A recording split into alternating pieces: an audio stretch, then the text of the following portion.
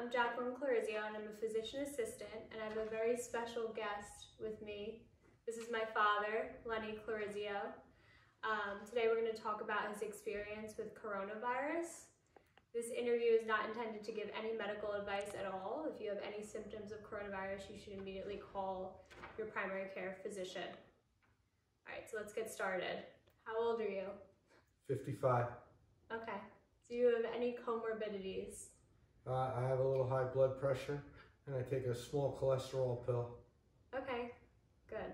So he only has high blood pressure and high cholesterol. He's otherwise pretty healthy, able to do all his normal activities of daily life by himself. When did you first see symptoms? Around March 24th. Okay, what was your first symptom? What was the first thing that you noticed was different?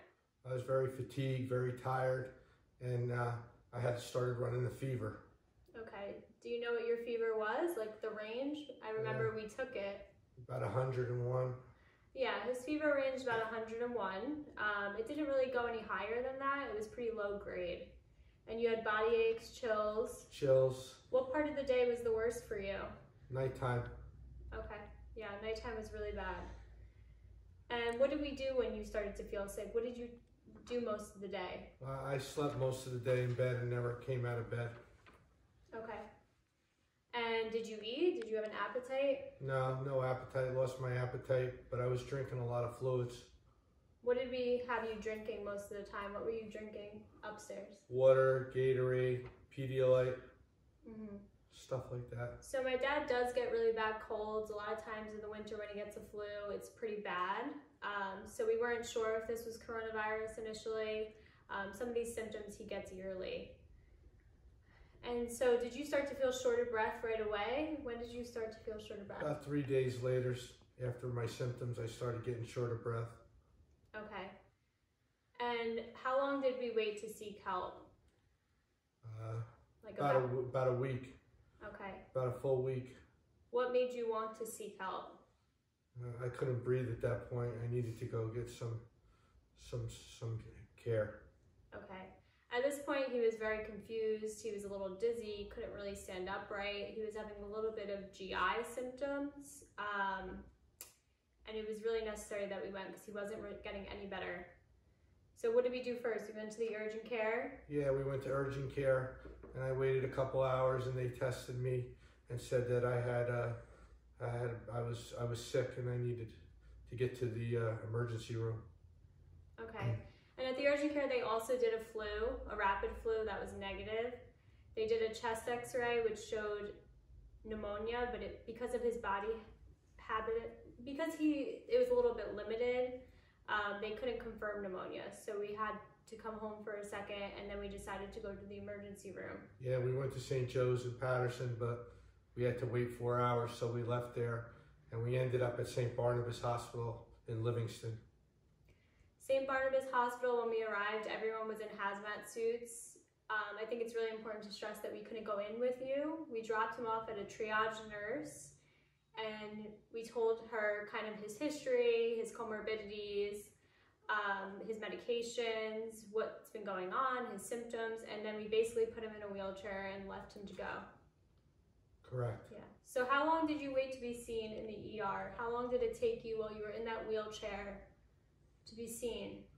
About 45 minutes. They got me into the emergency room and started hooking me up to oxygen and all kinds of stuff.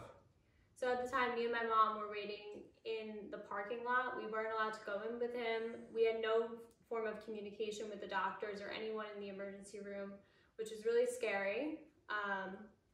And when he got admitted into the ER, when they took him into the ER, they put him on nasal cannula, and registration called us, and then the doctor finally called and just let us know that he was desaturating to 81% oxygen.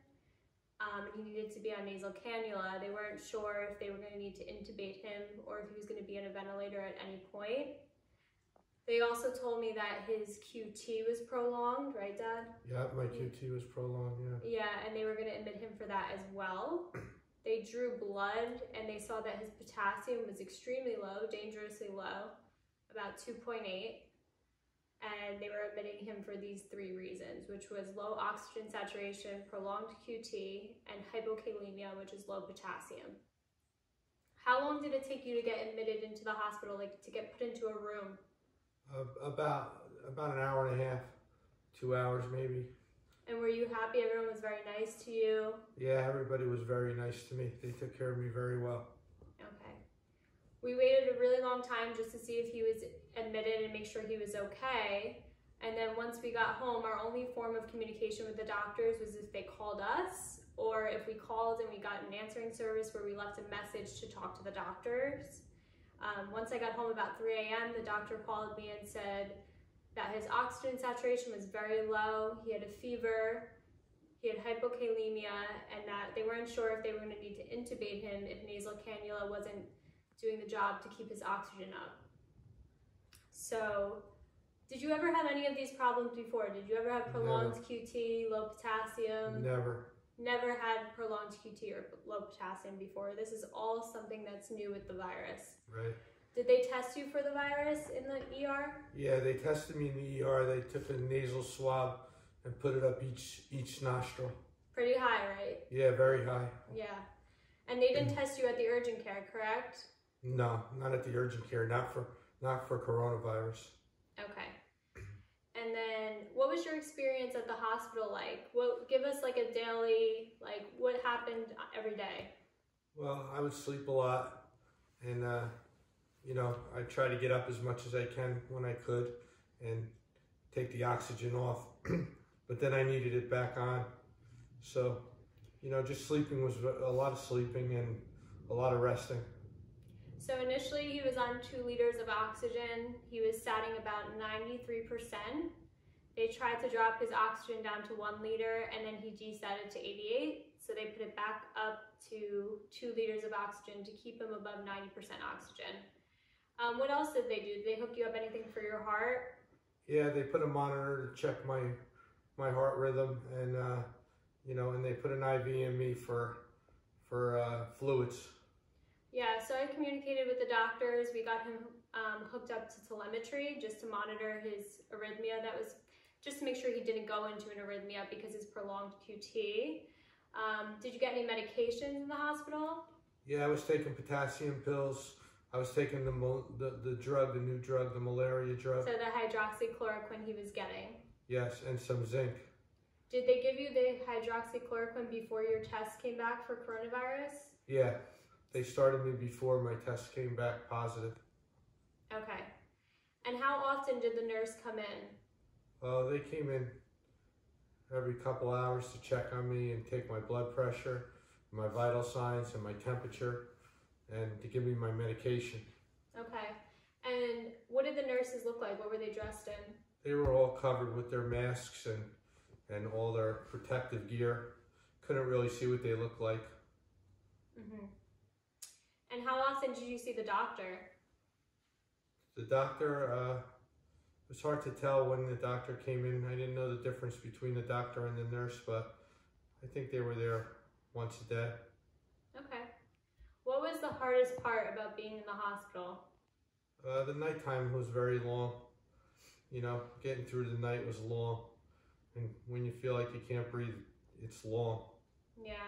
Another hard part for all these patients that are being admitted with coronavirus is that no one can visit them. They are completely alone. The nurses only could go in a few amount of times just for contamination purposes. Right. So they are pretty much alone when they're in the hospital, which is very difficult, especially when you're sick. So when were you discharged? I was discharged last Friday. So on Friday, the doctor called me and said that his potassium went up to 3.4, which is pretty close to normal range. I think he went up to 3.8 right before discharge. His QT was down and within normal range, and his breathing on room air was 93. So they trialed him on room air before they called me. Infectious disease did clear him to be discharged.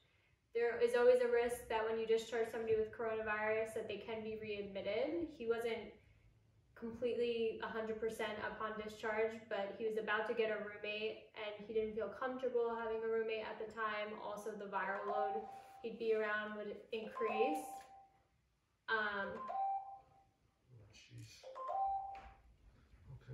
Sorry. So we took the risk and we brought him home.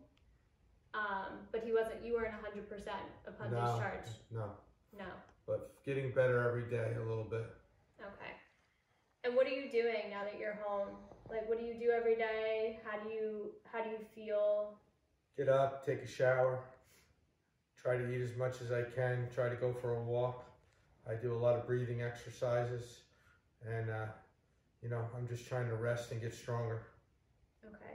And can we show them what you use? Yeah, I use this to breathe into. Yeah, so he uses an incentive spirometer about 3 to 4 times a day. What this basically does is it forces him to keep air in his lungs. So I have him breathe in as hard as he can, as big as he can, as deep as he can. Try to hold it at the top, and then slowly exhale. We do this 10 times, 3 to 4 times a day. And then afterwards, we measure his oxygen saturation with a pulse oximeter, which is this tool. And how good have you been doing, Dad? What has your saturations been? Well, I've been doing a lot better. I feel like I could breathe a lot better. And what is your number usually though after? 98, 97, and it's working out good. And I just also do want to say, when he first came home, he was only going up to 500 mLs when he was breathing in. Now we're hitting about 2,700 mLs when you breathe in, which is great. A lot better. If you could go back, like to the first day you got sick, what would you do differently? I think I would have went to the emergency a lot quicker and not waited as long as I did, because I got really sick. Okay.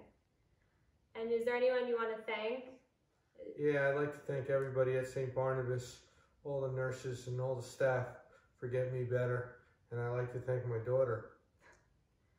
Well, that's it for today. I just wanted to show you a little bit about a happy story. He's done so great. He's been so obedient, I guess, with his breathing exercises, and we're really happy to see that he's improving. Thank you.